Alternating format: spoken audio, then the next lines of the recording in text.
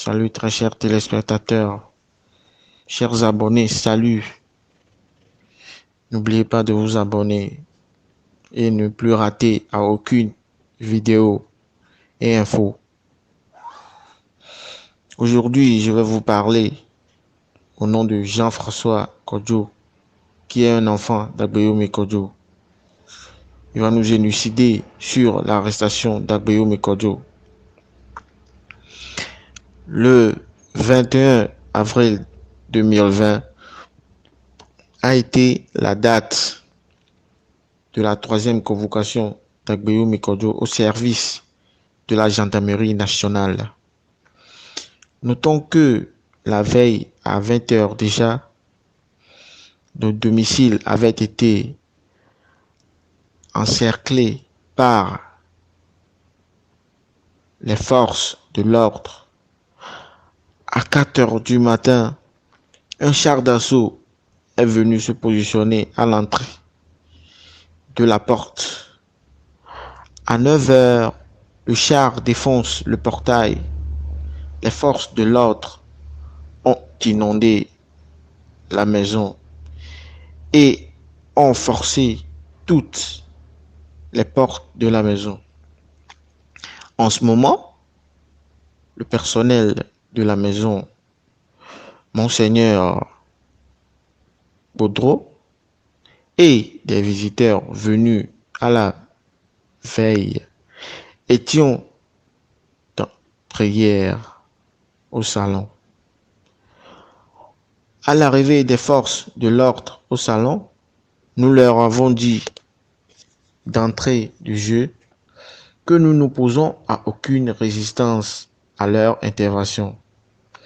Malgré cela, nous avons été molestés, menottés au dos, brutalisés et jetés par terre. Je pense que personne n'aurait aimé voir sa famille molestée de la sorte sous ses yeux. Je vous assure, une violence qui m'est difficile de vous décrire. Nous avons été amenés devant la maison, puis jetés au sol sous le chaud soleil, entassés comme du bétail et parfois piétinés. Nous avons été par la suite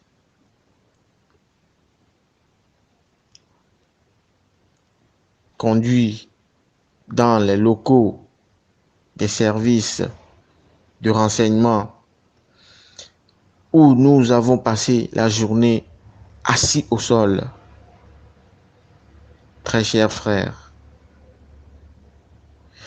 nos effets personnels et divers objets ont été saisis. Quel est notre crime, chers frères?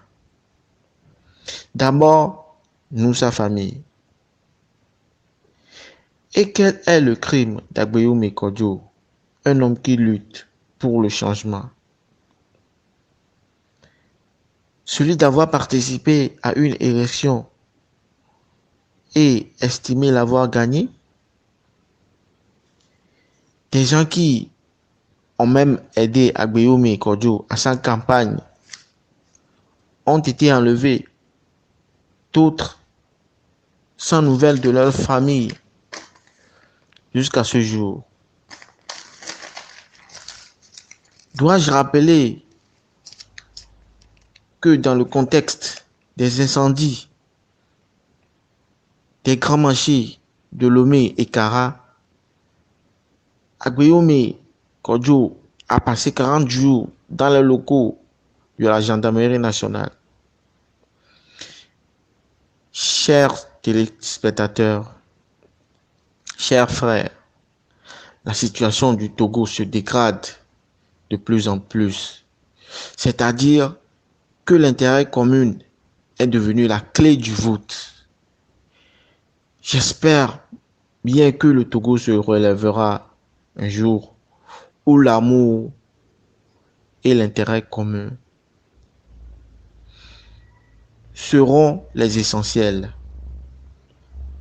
je vous demande de prier pour Monseigneur Podro, un homme à cet âge qui rassemble les forces de toute une vie, qui lutte pour le changement du pays. Je vous invite aussi à mentionner Agbeyomi Kodjo dans vos requêtes de prière pour que Dieu le renforce dans ses luttes. Merci à vous. Merci mes frères. Merci mes compatriotes. Et n'oubliez pas de vous abonner à la chaîne pour plus d'informations et de partager aussi. Merci beaucoup. Liberté TV, la référence. Bonjour, je m'appelle Jean-François Kodjo, un des enfants d'Agbeyomi Kodjo. Je voudrais d'abord vous remercier, vous qui nous portez dans vos prières et dans vos pensées en ces moments extrêmement difficiles pour notre famille. Je me sens le devoir d'expliquer ce qui s'est passé en cette journée du 21 avril 2020, date de la 3e convocation de Agbeyomi Kodjo au service des renseignements de la gendarmerie.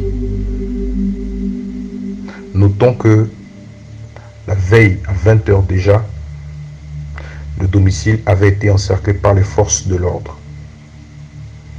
À 4 h du matin,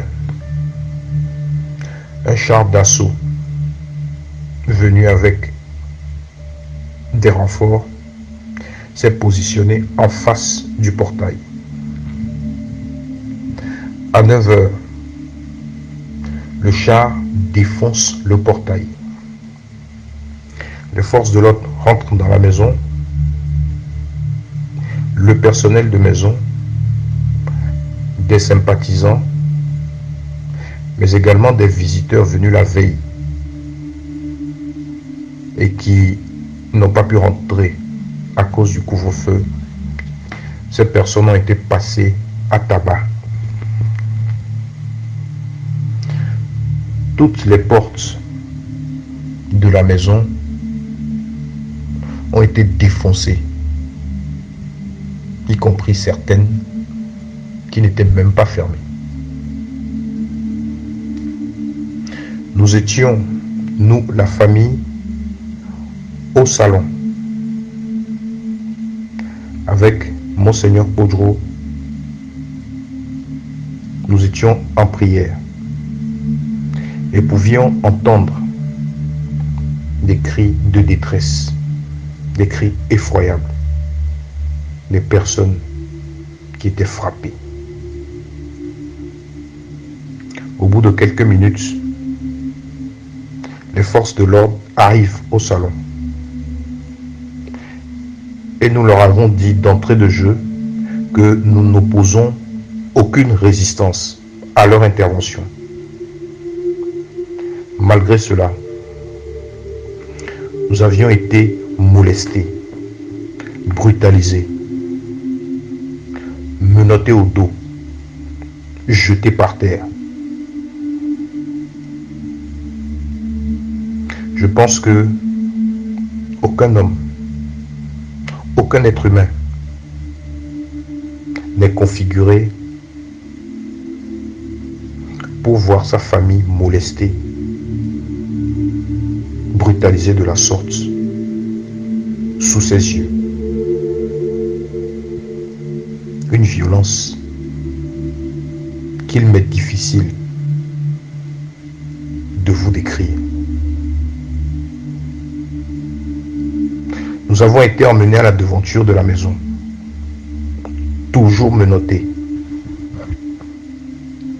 jetés à même le sol, sous le soleil, entassés comme du bétail et parfois piétinés.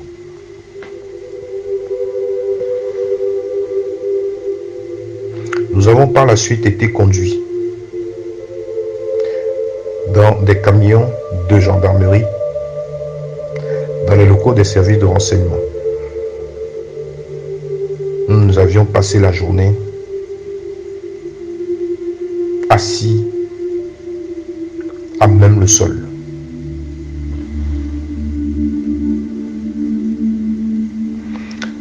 Nos effets personnels ont été saisis. Des procès-verbaux également, des documents, divers objets. Toute l'intervention a été filmée par les forces de l'ordre. Quel est notre crime? D'abord nous, sa famille.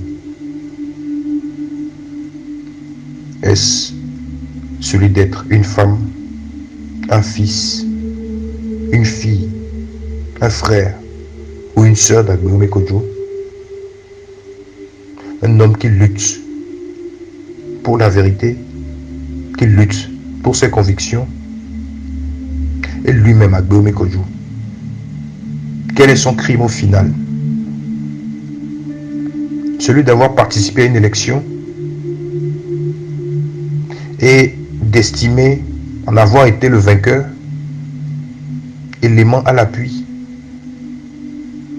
Celui de s'être vu remettre un drapeau lors d'une célébration religieuse. Je pense que lorsque deux boxeurs se battent, à l'issue du combat, celui qui estime avoir gagné lève les poings, avant même la décision du jury ou de l'arbitre. Ce n'est pas pour autant qu'on lui retire sa licence professionnelle. Ça fait partie de l'esprit d'une compétition. Des collaborateurs d'Agbéomé Kodjo, des gens qui ont participé, aidé à sa campagne, ont été enlevés nuitamment. D'autres sans nouvelles de leur famille jusqu'à ce jour.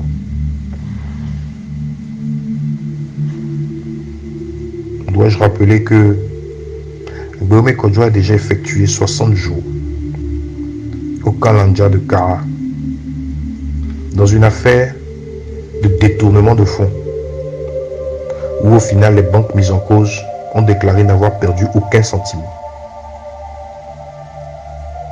Dois-je rappeler également que le même Agbéomé Kodjo a passé 40 jours gratuitement dans les locaux de la gendarmerie dans l'affaire des incendies des marchés de Lomé et de Kara. La suite, nous la connaissons tous. Mais c'est un sentiment d'injustice. Un sentiment que cela devient une habitude. Je pleure.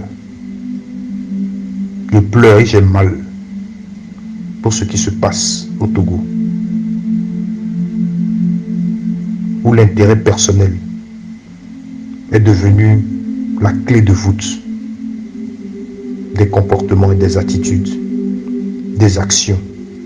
Je prie et je garde espoir que le Togo se relèvera un jour, où le bien de tous, l'amour, l'intérêt de tous seront les considérations désormais essentielles pour chacun d'entre nous.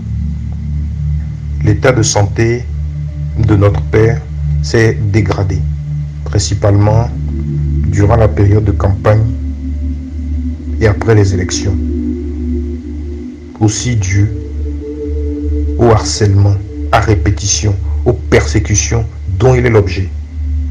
S'il advenait qu'il lui arrive quelque chose aujourd'hui ou après sa libération, nous savons tous qui seront les coupables. Je vous demande très humblement de prier pour Monseigneur Poudrou. Un homme qui, à cet âge, rassemble les dernières forces de toute une vie pour lutter pour le bien de tous. Je vous demande également de porter notre Père, Agbeome Kodjo, dans vos prières, à l'instar des hommes qui ont souffert dans ce monde. Au nom de la vérité, au nom de leurs convictions, je vous demande de prier avec nous pour qu'il reste debout et qu'il ait la force de continuer de se battre pour ce en quoi il croit et de garder la tête haute, même dans l'adversité. Merci infiniment. Que Dieu bénisse chacun d'entre nous. Et prions fermement pour que le plan divin de Dieu puisse se manifester dans notre pays. Je vous remercie. Liberté TV, la référence.